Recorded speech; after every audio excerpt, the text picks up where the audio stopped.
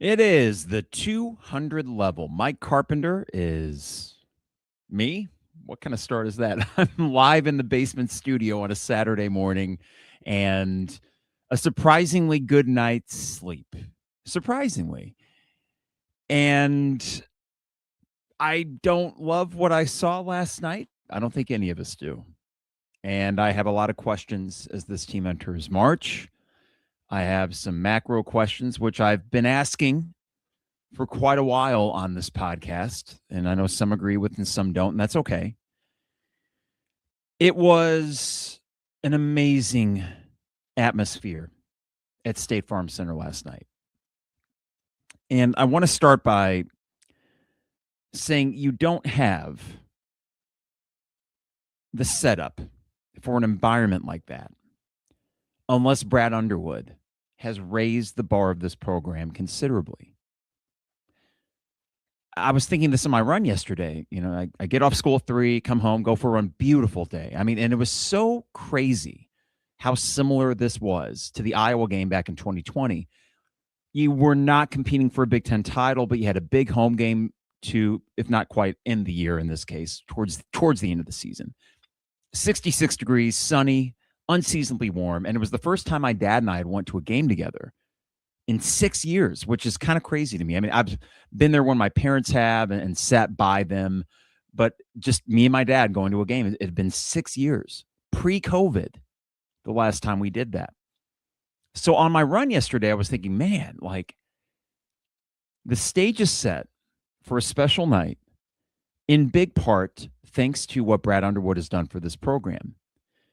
And I think that's important context because the conversations that I've been having and will continue to have until hopefully Brad shuts me up about it is that he got you to this point, but can he get you past it? Which is kind of where I think we're at right now.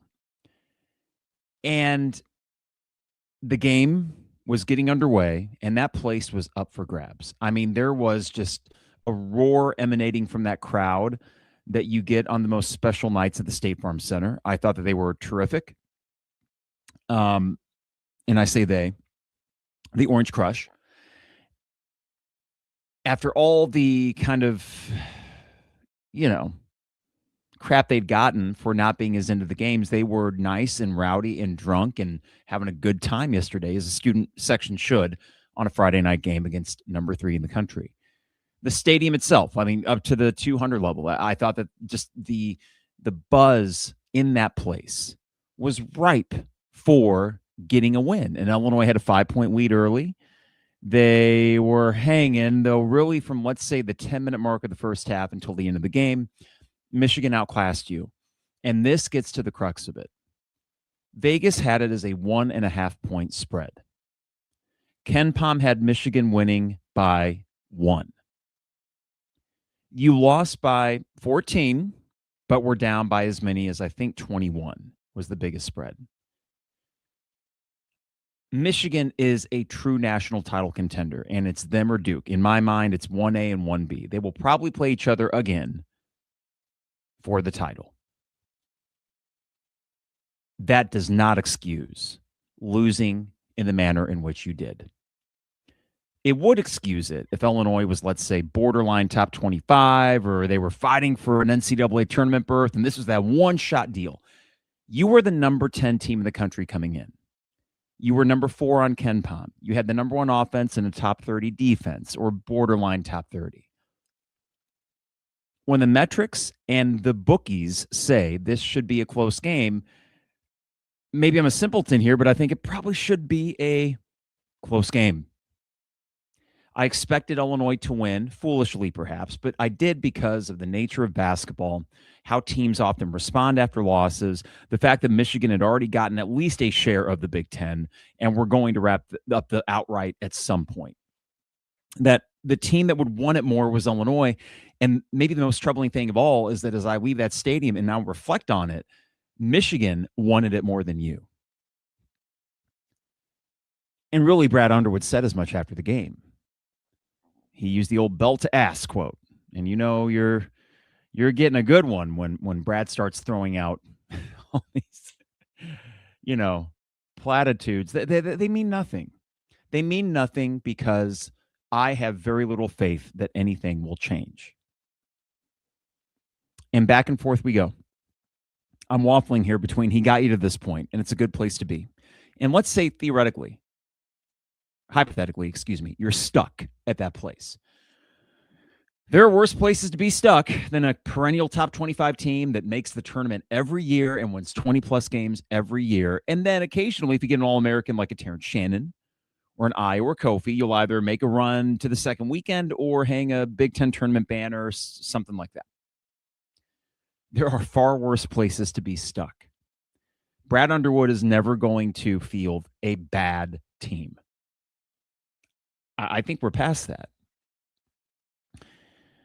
But it's kind of a suffocating place to be. And there are 340 other programs that would play the world's smallest violin, for Illinois being one of those top 25 programs, consistently so since Brad Underwood's been here. Thinking, well, you want to trade that? And that's a fair point to make. But I think at a certain point, fatigue does set in. There's a law of diminishing returns in terms of the fun that you were deriving from the product on the court. And last night was not fun. Last night was actually pretty thoroughly depressing.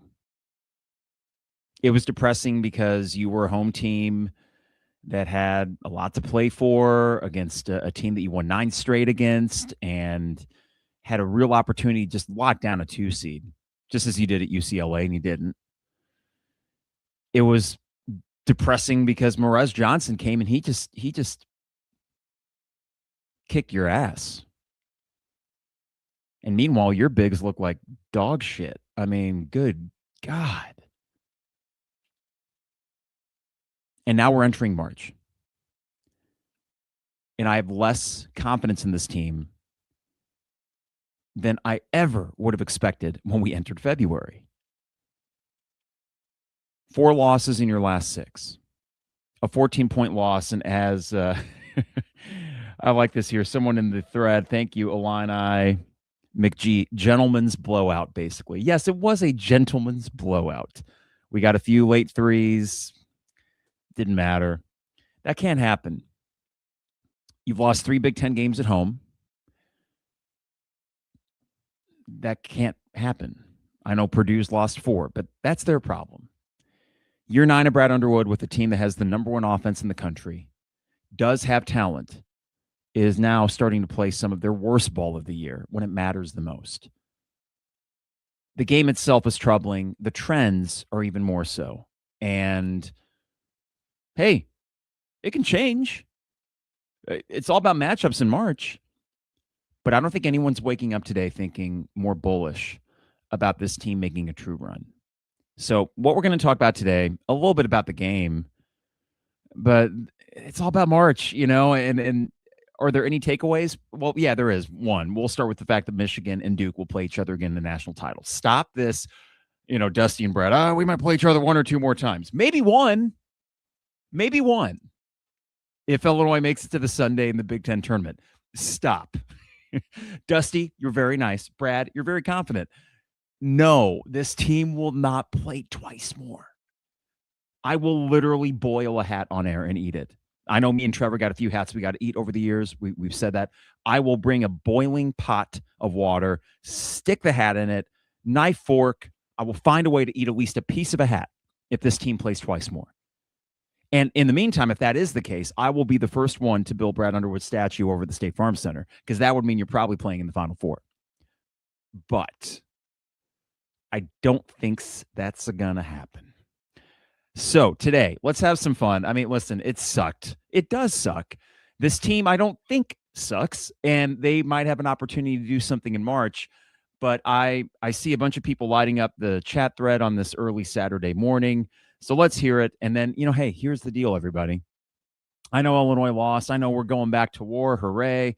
It's a sunny day in Champaign. I'm going to spend it working outside and cleaning the car and just doing good old American things. And I'm excited about that.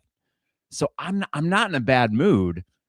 I'm in a somewhat slap happy state of mind, and I think it's okay to take the piss a little bit out of what this team's doing right now and not get too angry. My anger, I think, will be if there is any, because that's another thing I'm noticing is I'm losing a little bit of that anger, which is a good thing, but also we'll talk about it.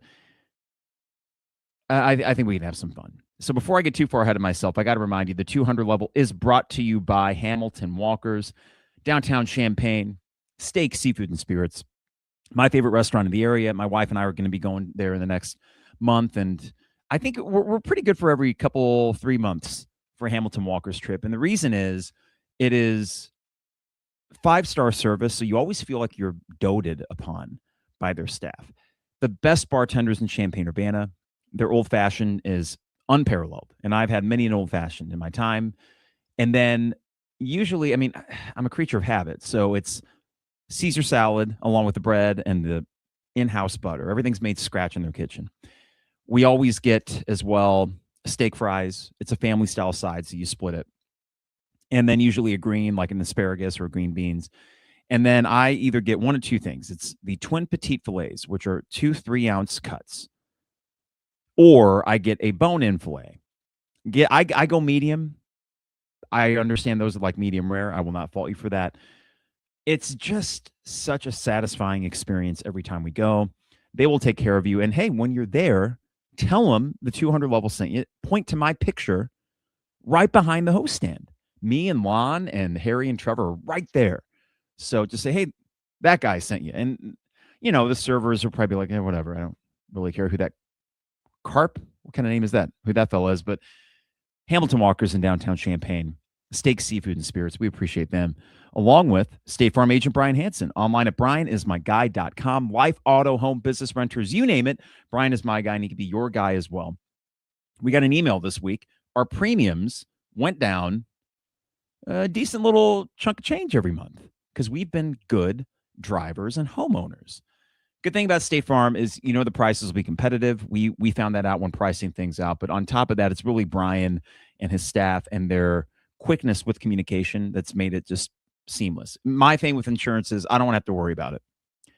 And that's exactly what Brian does for you. He takes care of it, and he's a really good guy to boot. And so it feels good working with someone who is a good person that has your best interest at heart. That's Brian Hansen, State Farm agent Brian Hansen at brianismyguy.com. Dogtown Heating, Air, and Plumbing, your home's best friend. Give them a call at 217-841-4728 and join their maintenance program. No overtime or weekend fees, guaranteed same-day service, and we have our AC check coming up here in early April. And this is part of the maintenance program. You get an AC check in the spring, a furnace check in the fall, and it has been great because our house, despite that really cold December and January, stayed nice and toasty. And then when we get in the heat of the summer with all the corn sweat and humidity and just the swampy conditions, our house has been a nice little mini fridge that we can just, here's the thing. I love summer because I love the heat and I love air conditioning. And ours has been tip-top thanks to the folks at Dogtown Heating, Air, and Plumbing. 217-841-4728. Finally, Owen Builders LLC, online at owenbuildersllc.com for your next home improvement project. Check out a gallery of their work online at owenbuildersllc.com. Luke and his staff, they take care of you. What I think is very important with contractors is their ability to communicate, give you a timeline, get things done in a certain amount of time. And that's exactly what he and his staff do. Sorry, there we go. I'm working with something on this video board. Sorry, Luke. There we go. Okay. I have a banner thing in my, don't worry about that. Sorry, that was dead air. But what I do appreciate about Luke is that ability to communicate with you on a project. And if you want to, you can check out a gallery of their work online at owenbuildersllc.com. All right, there we go.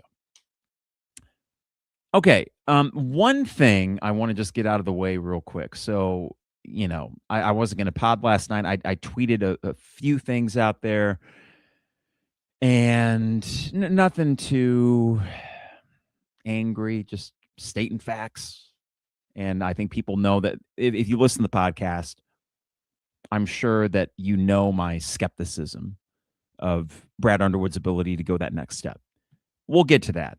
But if you need any reminders that Twitter is a cesspool, I feel compelled for some reason to share this, only because it just shows the things people will say behind an avatar and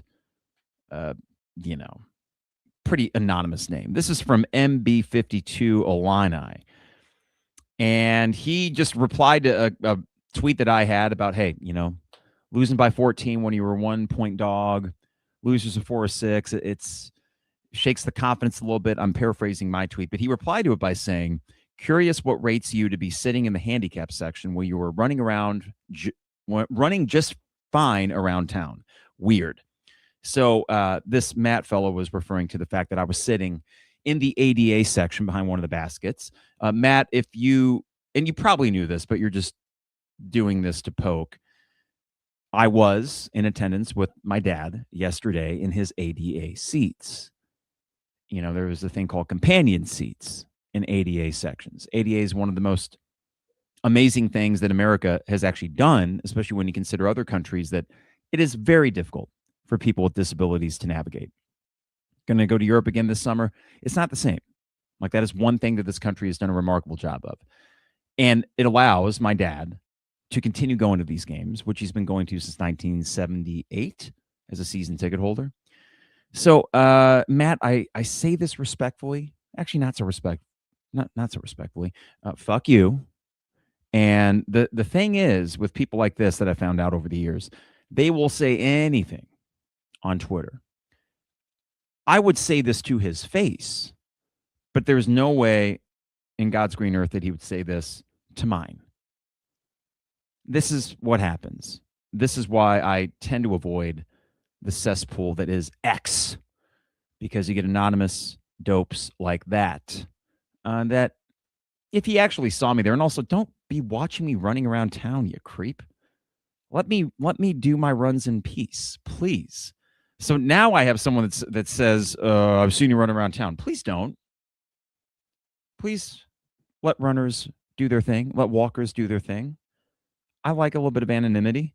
I'm not asking for you to be scoping me out, you weirdo. So just a nice little cherry on top of the turd sundae to wake up to today. Yeah, why did I feel compelled to say that? Not to get some sort of, revenge like Morez did against the Illini yesterday, but more like, good God, man. It's, unfortunate. Here's the deal. I got all these comments here. We're going to get to all of them. The story through these comments, and I think in a lot of people's minds yesterday did focus back on Brad Underwood. And Brad is a fascinating coach in many respects. I think that more than any coach I've seen at Illinois, he elicits reactions, including from myself. And I've asked myself, why am I so mercurial about a guy who is objectively successful? And I've said this, and this is me putting on a completely subjective cap. And this is why I don't seek press credentials or anything like that, because I cannot be with Illinois basketball consistently objective enough to do the reporting that Jeremy Warner or Joey Wagner or Kyle Tausk are doing for Illini Inquirer. I am not capable of doing that. That's why I do this very fan-centric podcast. So what is it about Brad Underwood that elicits such reactions across the board? And it occurred to me last night, and I'm a glutton for punishment. I just am. But also, doing a podcast like this, I need to keep my finger on the pulse of what's being said at press conferences, just enough. I don't watch them and pour through them, but I did watch Brad's press conference. And listen, Brad is, on his face, a pretty savvy media figure. He is likable to an extent because he is a good talker and he makes jokes. And I understand why that can be endearing to some. My big thing is twofold with him. One, I'm quite honestly a cynic when it comes to coaches in general. I find Brett Bielema, for example, to be a breath of fresh air because he's one of the few. He's actually, I think, one of the very few that I don't feel as if it's all that performative. I think it is so ingrained. The sport is so ingrained. The the state of college football is so ingrained in this dude's mind that he is like a walking encyclopedia about what he's talking about. It is rare that I listen to Brett Bielema and think, oh, well, this guy is just kind of, talking into the ether and just saying empty words. I don't get that with him. It can be planned and deliberate, but I think what separates him from other and many coaches for that matter is I don't get a layer of inauthenticity when I hear him talk. I do with Brad.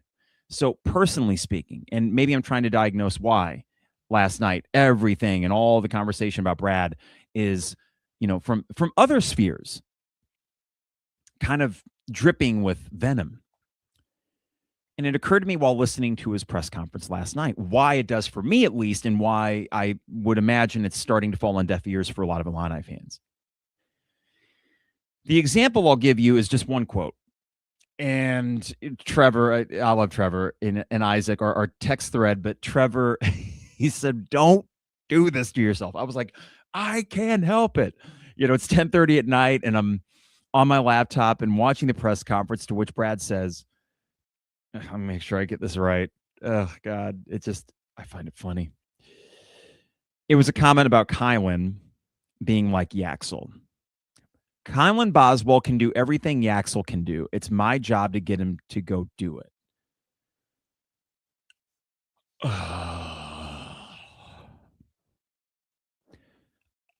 I kid you not. I hit pause on YouTube and I exhaled. I'm petting my dog. She's by my foot. Just nice evening pets. It's all good. You lost by 14 when you shouldn't have. But there's a fatigue setting in, guys. The hyperbole, the braggadociousness, the swagger. It just all comes off so empty to me right now. It really does. That I am just not having as much fun with him as the head coach. To say nothing of the on-the-court performance the last month, which has seen this team still darlings of the metrics, still the number one offense, but losers of 4 of 6. I know the 3 of those were in overtime, but eventually it adds up, and some of those losses to like a Wisconsin or UCLA are the types of teams that you would play in the second round, presuming you still might get a 2, even though that's probably tenuous and dependent on what you do in these next 2 games and then get a couple wins in the Big Ten tournament, which I very much think they can. But if I were to ask myself why Brad Underwood has this he has this uncanny ability, despite his record, to just piss fans off in a way that Lon Kruger did not. And Brad Underwood has a better Big Ten record, at least after year 2, the rebuild, than Lon Kruger ever did. Why were we so fond of Lon Kruger? Was it just the fact that I was young and I'm misremembering things, that we just were more endeared to the Lon Krugers of the world? A Lou Henson, who through the 80s made an Elite 8 and then took him 5 years to make that Final Four after that and had his own run of March disappointments. And now I wasn't alive for that, so I can't speak to it. I know there was frustration, but there wasn't this vitriol going towards Brad Underwood. And yes, I know that I'm part and parcel of it. But this is coming from all over now. Brad Evans had an interesting tweet reply back and forth, and Brad's a great guy, and he comes in, he speaks to my class on campus, and Brad understandably was like, guys, this is ridiculous, this idea of moving on from Brad Underwood, because some people were throwing that out there. And just to lay this out there, that ain't going to happen. Brad's not going anywhere. So that's why I'm rooting harder than ever for him to figure this thing out, because he's not going anywhere. Like, this is what you got. Most of it for good, but of course we want that next step. But, Brad Evans had this kind of back and forth with a lot of Illini fans that were saying, we can do better, we can do better. He's like, are you kidding me? Like, Illinois is on a whale of a run, I think is one thing he said. And that is objectively true in many regards. Of course, we want more. Illinois basketball fans have always wanted more. But I don't remember Lou Henson getting this level of venom or vitriol, and I don't remember Lon Kruger either. And that's kind of the comps here, because Brad Underwood is measurably better than what Bruce Weber was doing after Self's guys left. I mean, yes, Bruce Weber, fantastic X's and O's guy that worked tremendously well with Self's remnants, but was not able to run a program himself. I will take Brad Underwood over that any day of the week. I don't want to go back to that, and I certainly don't want to go back to John Gross. But I do think that it's worth looking into, why are we getting fatigued with a guy that's won this many games? And I go back to the subjective personality thing. I don't want this swaggering, braggadocious, false humility. I mean, when he said belt to ass, I should say, but instead I roll my eyes. Maybe I'm too close to it. I mean, that could certainly be a case. And that's why I'm pondering the future of this podcast in terms of the frequency of it. Not really doing live reactions and maybe just making it a once a week thing, because I feel like myself, I could probably stand up approaching 40 years old, but take a step back and not get so angry. But that was the other thing that hit me last night. I walked out of there empty, not angry. Empty, for sure. Not empty because I still was able to go to a game with my dad. We got there early. It was just like that right there. Illinois could have lost by 50. It's still worthwhile. So empty only in terms of the game that I saw. And angry, though, I don't know. I slept great last night. Now, the UCLA game, I was angry because it felt like a potential turning point. It dredged up all the concerns I have about Brad Underwood and the skepticism I have that he can get you over that hump. And now I'm actually starting to wonder if it didn't have a mental hit on this team, because they look like a shell of their late January selves last night. A shell of it. That's hard to just snap your fingers and bring that back. And Michigan, of course, had something to do with it. But for that to happen on your home court, I don't want to say, last straw is too dramatic. Again, Brad Underwood's not going anywhere. But this last 6-game stretch has essentially made March incredibly important. Not for his job security. He's not going anywhere, guys. Josh Whitman loves him.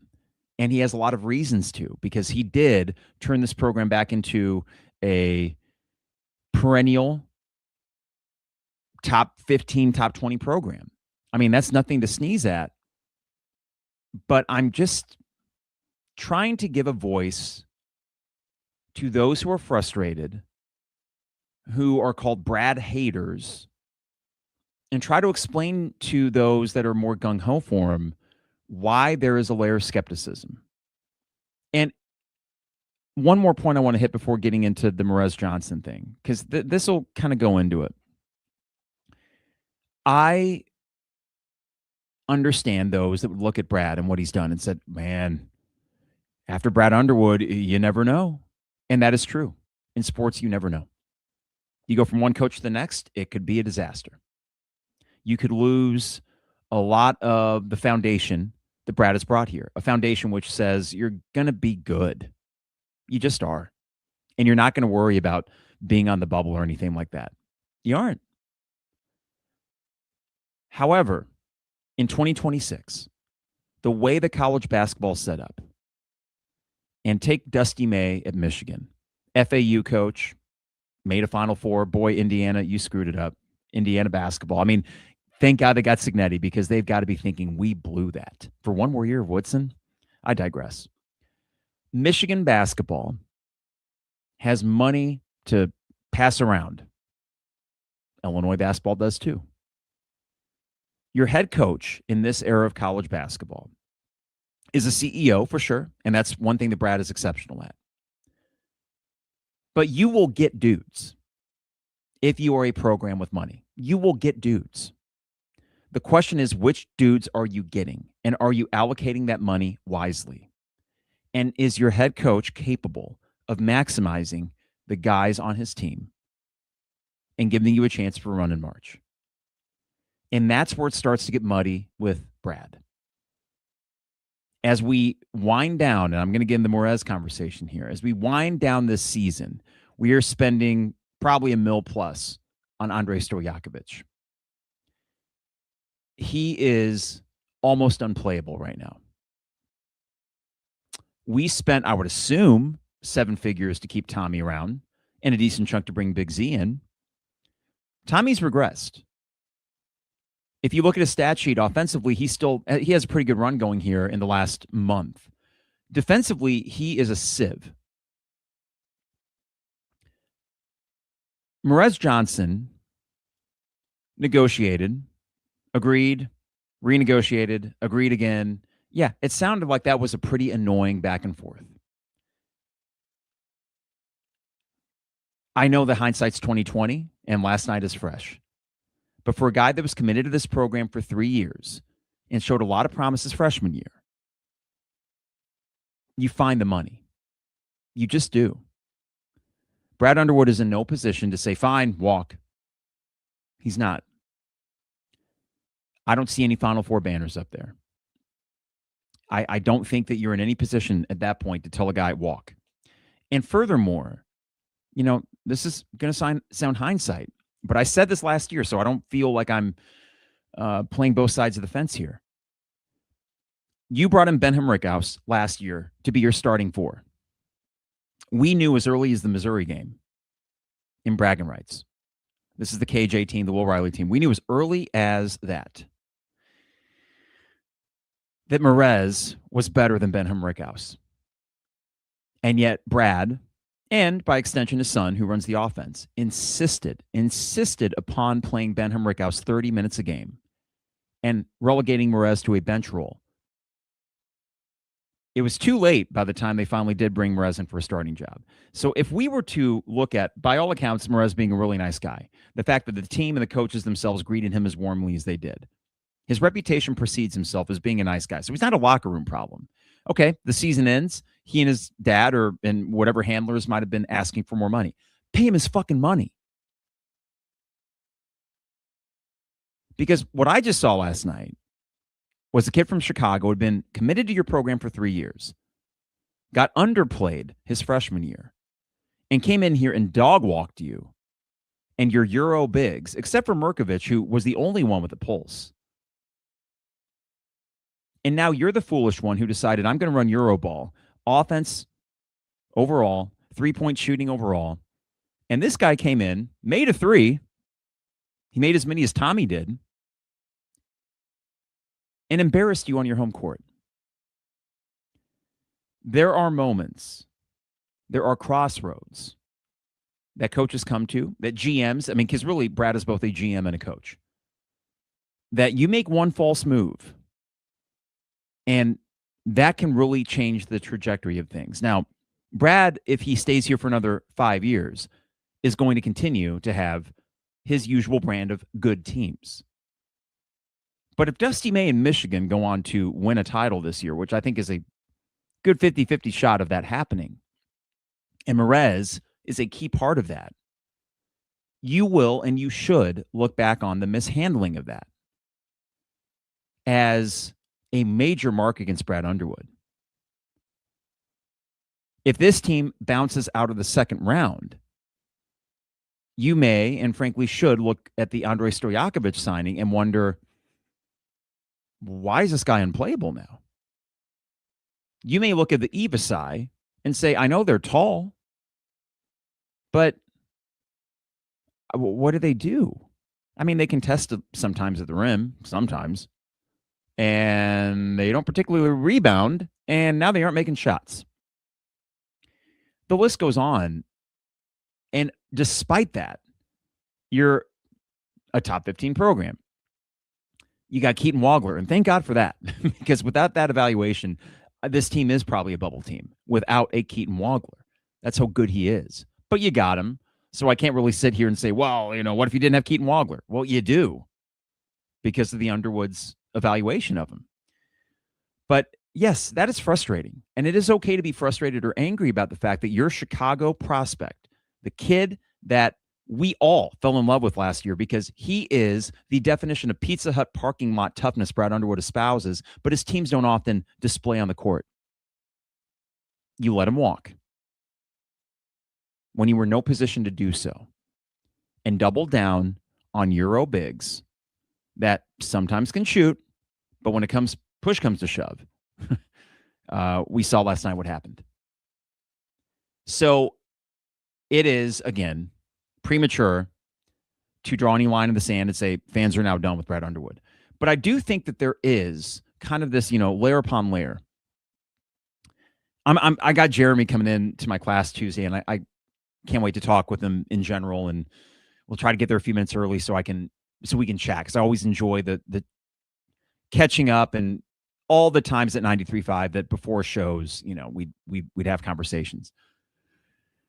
And I am kind of excited to tell him, because we haven't had this conversation in a while, why I'm at where I'm at, which is I know what this is good, but I'm still left feeling empty,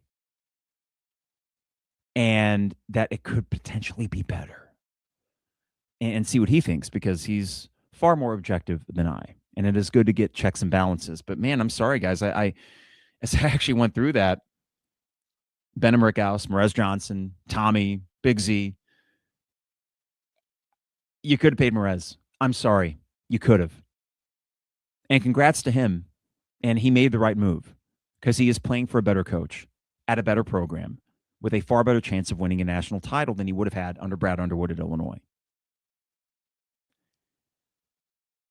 I think the other reason Illinois is such a ripe target, back to the cesspool that is Twitter, such a ripe target for some of this stuff, is because we ourselves so badly want it.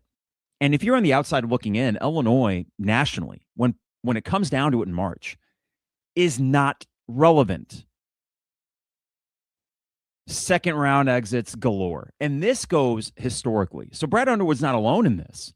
Lou Henson was culpable year after year. I mean, God, when I was growing up, the Final Four team was on VHS tapes, but I don't remember that. I remember losing to, what was it? Villanova or Georgetown one year. They beat Long Beach State, and then they lost to, I don't even know. And then Lon Kruger loses to a 14 seed Chattanooga. The list goes on. There have been disappointments with all coaches except maybe Bill Self, though that Notre Dame loss his last year was a bummer. And then I know the list goes on, but again, guys, we are talking in a context that is far different. This is not 20 years ago where you worry that, oh God, if we ever lost Lon Kruger, who's to say this thing doesn't fall apart? It's not high school recruiting based anymore. Those days are over. Relationships, fine. If you've got money, which Illinois does, you just need a really good coach. And if we're talking about the X's and O's aspect of out-scheming the opponent, can you in good conscience say that Brad Underwood is good at that? I'm not just talking about last night. When plan A fails, there is no plan B. It's throwing things at a wall that don't often work. It's tiring. And at this point, it is what it is. So I'll enjoy what games are left, hopefully a lot, because I still like most of the players on this team. I mean, the Ibasai are driving me nuts. I don't understand what Tommy's doing right now. I mean, he was awful on defense again. I do not understand what he's doing. Mirkovic is the only guy with a pulse in that backcourt, and Ben's doing what he can. I appreciate that. But it's hard on a night where Merez comes back and does that and think, Ben, it's not his fault, but it is Brad's fault that they insisted upon Ben when he had Merez Johnson right freaking there. And you slow played it. You gave Merez ammo to say, I can't trust that this guy's going to make me a fixture as much as maybe Michigan would. And yeah, what, we're going to begrudge him? We're going to call him a sellout if he took $2 million at Michigan instead of $1 here? What would you have done if you were 19 and you're watching your minutes get taken by a dude from Evansville that is often going 0 for 6 from 3 and couldn't defend last year? What would you have done? The same thing. There were times this year where I tried to adopt that, F. Merez thing. And I'm glad that the Orange Crush did that last night, because you should be vulgar, stupid idiots in a student section. That's the point. So I laughed because it was funny. And that's sports. I don't want to hear about classy, whatever. But I never in my heart of hearts felt F. Merez, because there's nothing that he did that was all that bad. He didn't owe Brad Underwood anything. No, he didn't. Let's get to your comments here. This is from Seth. Losing is one thing, but to get completely flooded on your home court in a game that was a pick'em is ridiculous. Agreed, Seth. St. Dom, Orange Crush was phenomenal. The problem is Brad Underwood. Well, I agree with the first one, and I agree in many respects with the second one, St. Dom. I can't mince words, and I don't. I'm a terrible liar. My poker face is awful. I suck at poker. Therefore, I come on here and I bloviate, and I understand sometimes frustratingly so, but I can't disagree, St. Dom. From Illini McG. Oh, let's see. Yeah, this is the first time I felt this team is just not good enough to get to the Final Four. Yeah, no, breaks can happen. They can. But you better be in the Arizona bracket, because that's the only of the upper tier teams I think you got a chance at if you get that far. From Jazzy Trumpet. Unfortunately, my takeaway after last night's game is the Elite Eight might be your ceiling. I just don't see us competing with the top tier teams this year. The defense is just too weak. Thanks, Jazzy. Also from St. Dom, I never thought this team was going to a Final Four or winning a national championship. As long as Brad Underwood is the coach, this is the result you're going to get. Getting beat by bad and good teams. I think it's the combo, St. Dom. Like, the thing is, Brad has a lot of ranked wins. Like, this year, they still have a ton of quad one wins. The reason why, St. Dom, I think it doesn't feel quite as good is you always had the occasional, what the hell was that? You had that with Wisconsin and UCLA. Really close to one another. Sandwiched in between that was the win at USC, where you look like world beaters. And now this is starting to feel like last year in many respects, where that team could win by 30 and then play an awful game, and we think, what was that? So that's the problem, or the cost, I should say, of higher expectations. Brad raised the expectations. He raised the floor, and now we're saying, okay, now that the foundation is better, maybe now's the year that you do the thing. And I don't think it is the year that he does the thing. From Illini McG, without Wagler's surprise season, where would you think the squad would be now? Roster construction needs adjusted going forward. I agree, and I said the same thing to my dad last night, McG, is that thank goodness Keaton's as good as he is. I think they knew he was going to be good. Like, they love the eval, and they felt like this guy will be a contributor in the backcourt. They didn't expect him to be a first-team All-Big Ten player. So short of that, yes, this team is probably more in the like 6th line as they were last year. And then if he just weren't good or wasn't here, then you're probably looking at bubble. Also from McG, wake-up call for all Illini fans last night. From Czar, it just feels like a sham, designed to have a high floor and keep Brad in his job. Czar, that's the suffocating feeling about it, you know? That's the suffocating feeling, is that you're just, it's like a rerun over and over. And we could say, well, 1 year Brad will, yes, of course that could happen. But it's year 9, and it just feels like, oh my God, I've seen this movie before. St. Dom says, without Brad lucking on Keaton, Illinois would not be a tournament team. Yeah, I mean, it would be more tenuous for sure, St. Dom. From McGee, Mirko was the only player I care to see back next year. And Ty Rodgers, to be fair, assume Keaton is NBA. Yeah, dude, Mirkovic is the guy you got to keep. I absolutely love that kid. I know he didn't have the great game at UCLA. He is actually tough. You know, until I see a consistent tough team from Brad Underwood, I don't want to hear that. I don't buy into Pizza Hut parking lot. Like, stop. Stop buying that. Ugh. Seth, Brad has never been Mr. March. Well, not yet. There was the Elite Eight run, and he deserves credit for that because the Iowa State win was awesome.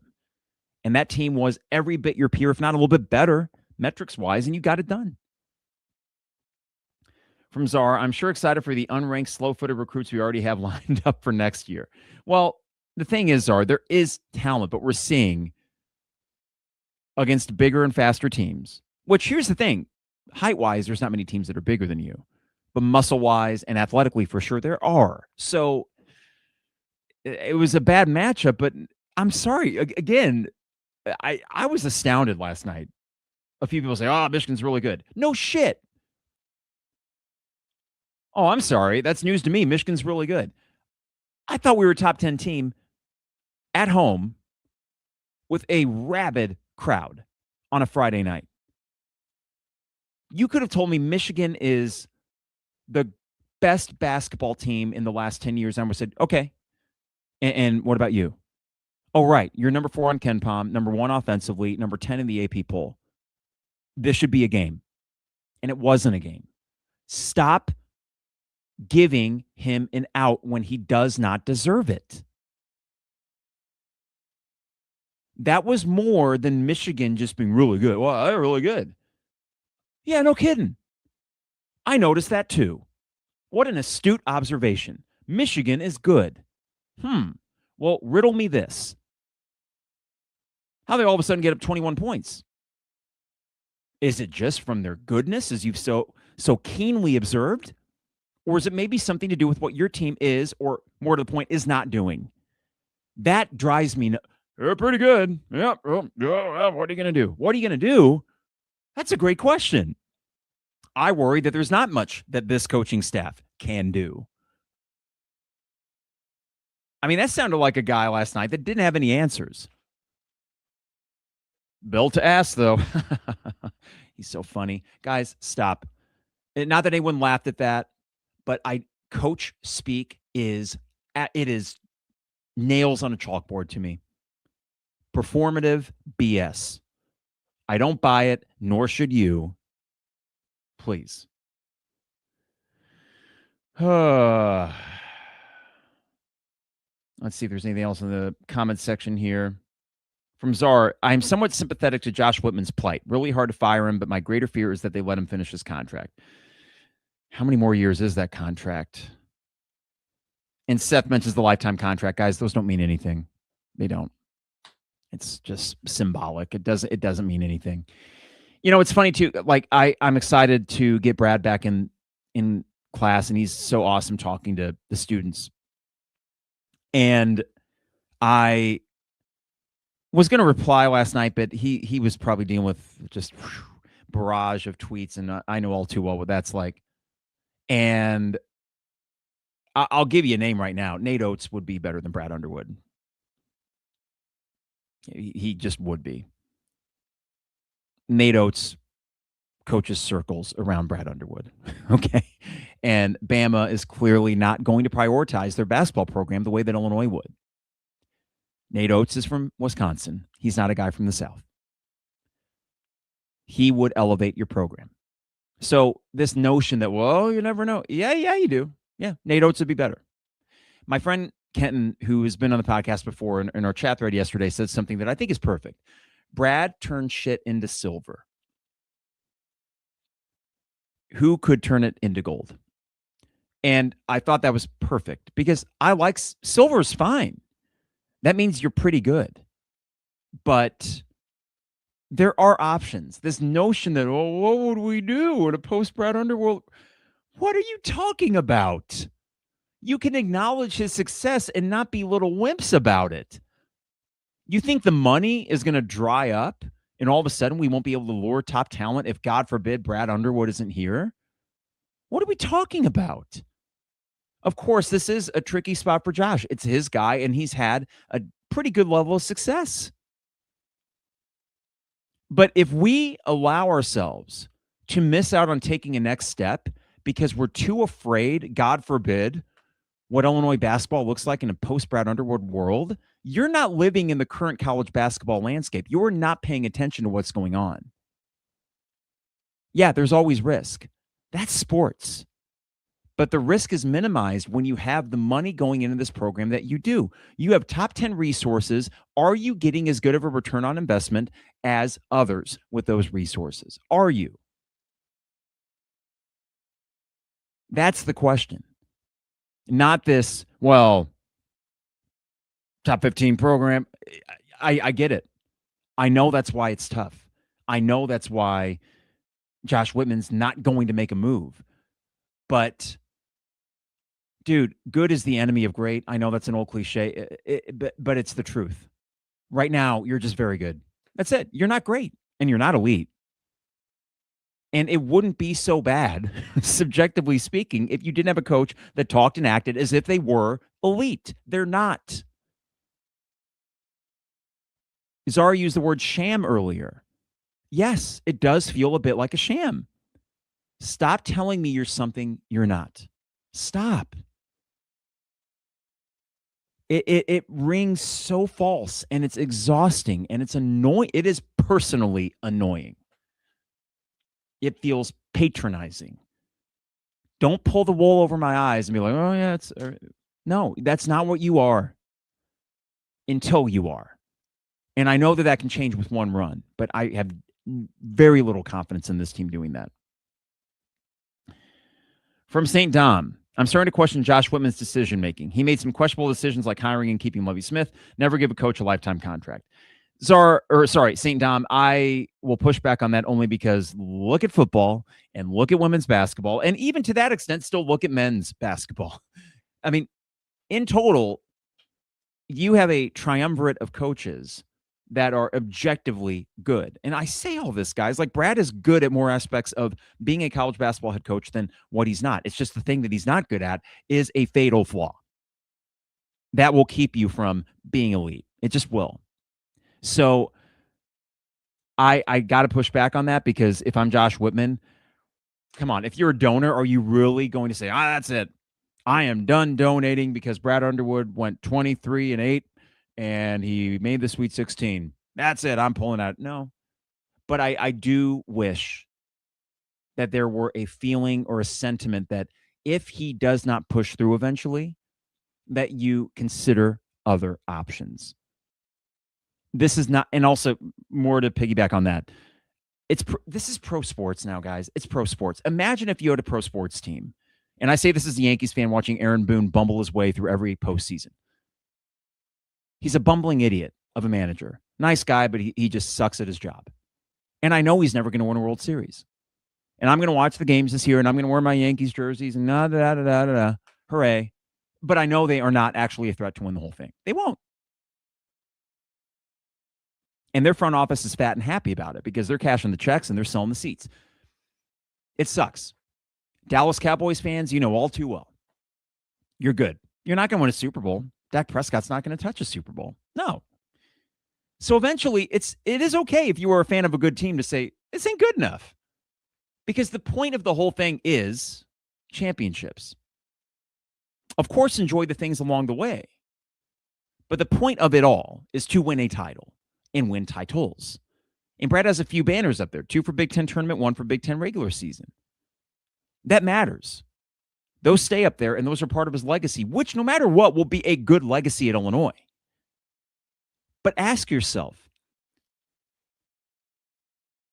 what do you want to see Illinois basketball accomplish? And is he the guy that can get you there? That's the question. All right. Let's see. We got a lot here. From St. Dom, where does Illinois go to claim their Ken Pom championship? Yeah. Mr. Jazzy, Kylan is hurting the offense. His inability to shoot is making ball screen defense too easy for the opposing team. Yeah, I know the shooting hurts. I thought Kylan was terrific last night, attacking the basket. Again, him, Merck, and Keaton were the only ones with any signs of life. So yeah. Someone made the point that there was no social media when Henson and Kruger were here. Yeah, no, that's fair, Josh. And I think maybe some of those conversations were happening in garages and in bars and in living rooms. But I don't know. I just don't think that Lon or Lou inspired the same sort of reaction. I don't think they would have.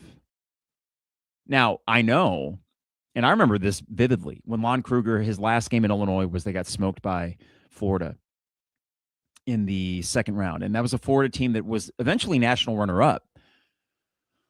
Or they made the Final Four, one of the two. But I remember thinking, we're stuck.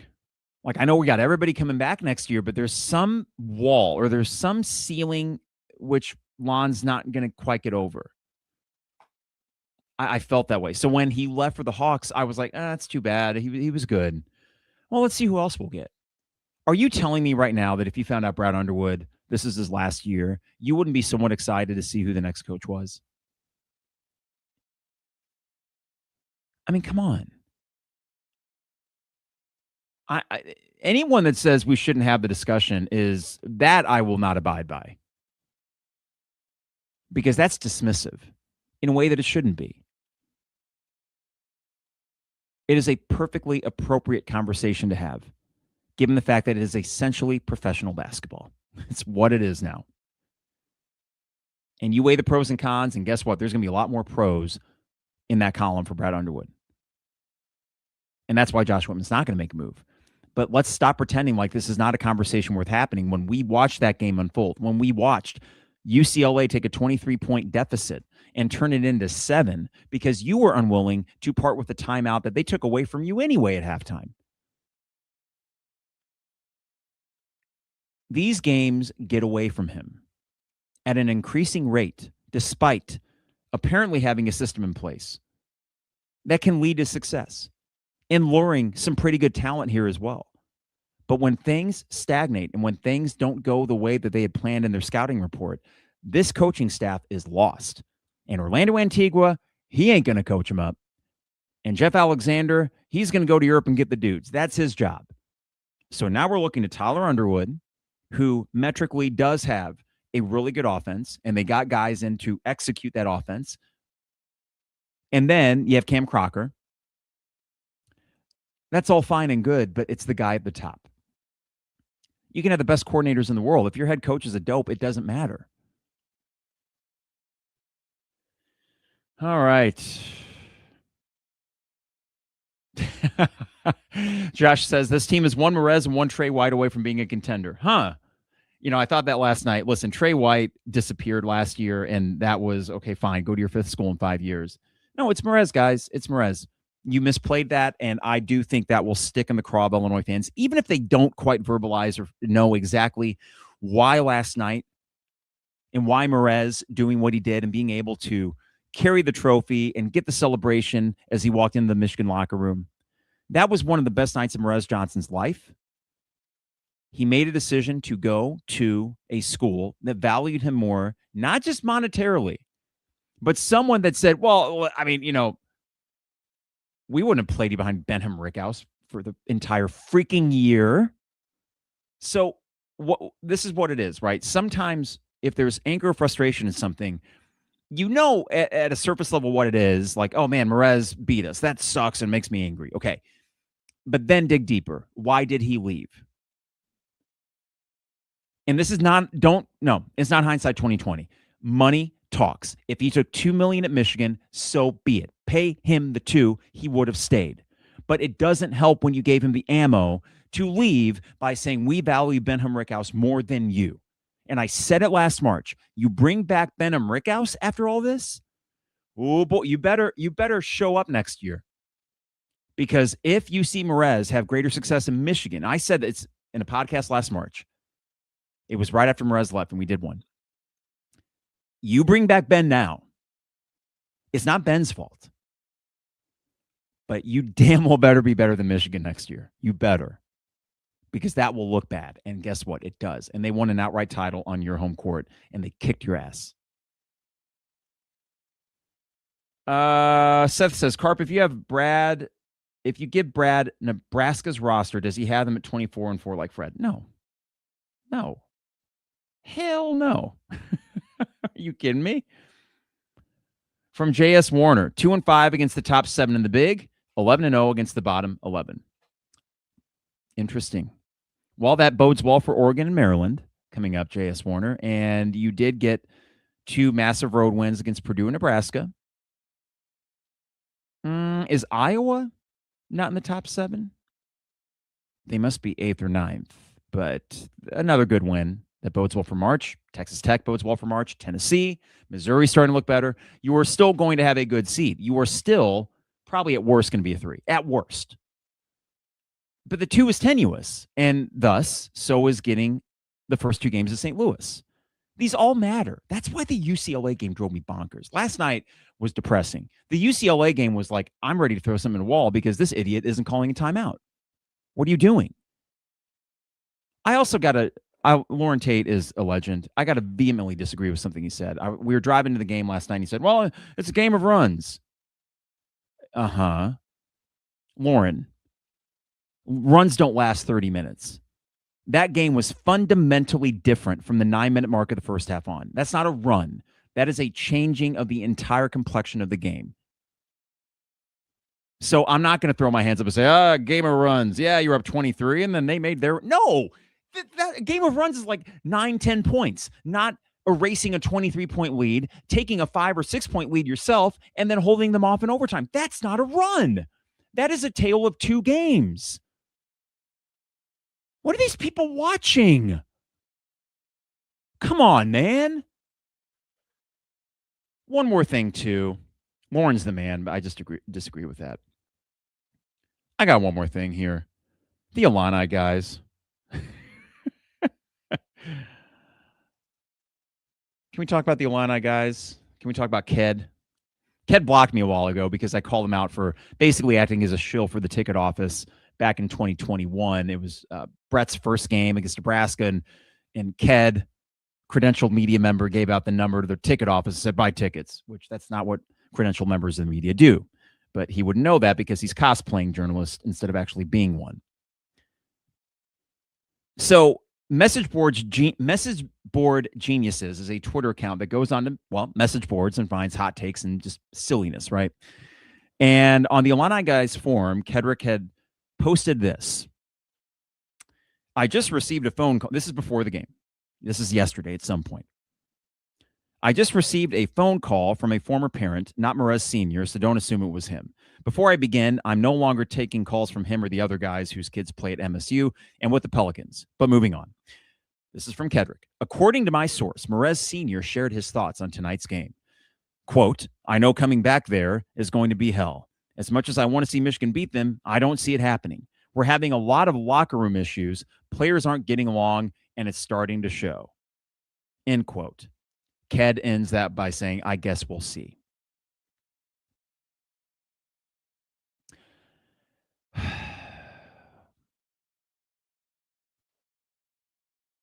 Again, they're cosplaying journalists. Do you remember last year when Ked had that whole story about Merez Johnson didn't actually faint in practice? What the hell are you doing? You're throwing things out into the ether that didn't rumors that didn't exist in the first place, and then they're like, I'm here to report that that's not true. Okay, guys, let me practice that real quick. Hey, guys, there was this rumor that Andrei Stojakovic punched Petrovic in the face. I'm just here to tell you it's not true. That's my reporting for you. That's essentially no worse than what he did. What I just did right there, a complete lie fabrication. And I said, hey, guys, this rumor that you haven't even heard of, I'm here to dispel that rumor that you never heard of because it didn't actually happen. So their little shtick, like Matthew Stevens sent something to Isaac when he tweeted last night about how did Michigan lose to Wisconsin? Which is a fair question to ask when you see how good they are when they're clicking. And Matthew Stevens was like, well, actually, what happened was Wisconsin scored more points than Michigan. You smart ass. These guys and their website are just I give them props for one thing. When they came out with it, they had a big promotional racket and tour, and they are loving and relishing every minute of being the Illini guys. But do not fool yourselves for a second. These guys are cosplaying as journalists. They get credentials because you got to fill the seats somehow. But come on. There are many better places to go for analysis than the Illini guys. I would even say Robert Rosenthal, who I don't agree with some of his, the blending of the fandom and the credentialed media thing. I find that to be a tenuous place to be. Yet, I think you're going to get far better analysis from him because the dude knows his Illini football. Probably better than anybody, historical context and all that. You're going to get a far better value in that. I can have my issues with that, but I don't question the dude's knowledge. But with Illini guys, I don't even know what it is. I mean, is it like performance art? Is this a big joke that they're playing on everybody? Whatever. I just had to say that because it was honestly one of the single dumbest posts I've ever seen. I mean, it's just fabricated, I would presume. And according to my source, Morez Sr. shared his thoughts with that source. That's not how it works. You either get it from Morez Sr. or you don't. But if you're paying for the premium membership at Illini guys, you got that information first. And you saw firsthand how just broken that Michigan locker room is. Because I look down there, they look like a team that absolutely hate each other. Wrong. They actually look like they were having the time of their lives. It looks like Dusty might have a national title contender on his hands. And they look to be pretty damn well connected. So I had to bring it up. It's just so asinine, and just it'd be funny if it wasn't just an absolute disgrace to any semblance of what actual journalism is. Barf. All right. Thank you guys for tuning in. I wish I had better things to react to. But at the end of the day, Illinois lost considerably at home. Confidence is shaken. The questions for Brad Underwood grow louder, and I will continue to say, you know what? You have every right to question those things. For people that say you're a Brad hater or whatever, no. It's okay to have the conversation. And it is okay to express disappointment when you underperform. And when it matters the most, Brad Underwood's teams have too often underperformed. And there is a buildup that happens, and it becomes tiresome. So if someone just calls you a Brad hater, say, no, that's not how we're starting the conversation. It is okay to come in equipped to that conversation and say, here are my issues with him, A, B, and C. And it's also probably apt to say, here are the things he has done well. But last night was a major strike against him, and that was building up from the moment he let Morez Johnson walk out that door. You had a choice. You had the option to prioritize him. You are not in a position to shrug and say, whatever. And I'm worried that's exactly what happened. All right, everybody. There was a game Tuesday night. I will wait until Wednesday to pod. Oregon at 8 o'clock. I'm sure Orange Crush will get a bunch of crap for not being loud enough for a game that doesn't matter as much against a bad opponent. I wouldn't be that pumped up either for it. These next two games are just get right against bad opponents and hopefully get some mojo rolling for when it actually matters. But last night cannot happen. And it did. And there should be a few more questions today than there were going into that game. I hope they're answered affirmatively, but I don't have a whole lot of confidence in that being the case. Before I get out of here, got to remind you, the 200 level is brought to you by Hamilton Walker's Downtown Champaign, steak, seafood, and spirits. Got to hit that up soon. I love that place. Get my bone-in steak fries, which are just the perfect level of crisp. And I know I've said this before, and Trevor said he really liked this description. I'm not kidding when I say it's the best ketchup I've ever had. They're steak fries and they're kitchen-made ketchup. It's scratch. So they make their own ketchup. It's just bliss. Hamilton Walker's in downtown Champaign. State Farm agent Brian Hansen. Online at brianismyguy.com for life, auto, home, business renters, you name it. Brian is my guy, and he can be your guy as well at brianismyguy.com. Dogtown Heating, Air, and Plumbing, your home's best friend. Give them a call at 217-841-4728 and join their maintenance program. No overtime or weekend fees. Guaranteed same-day service. That's Dogtown Heating, Air, and Plumbing.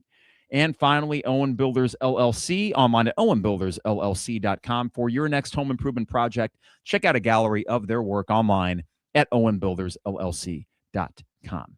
All right, guys, enjoy this beautiful Saturday.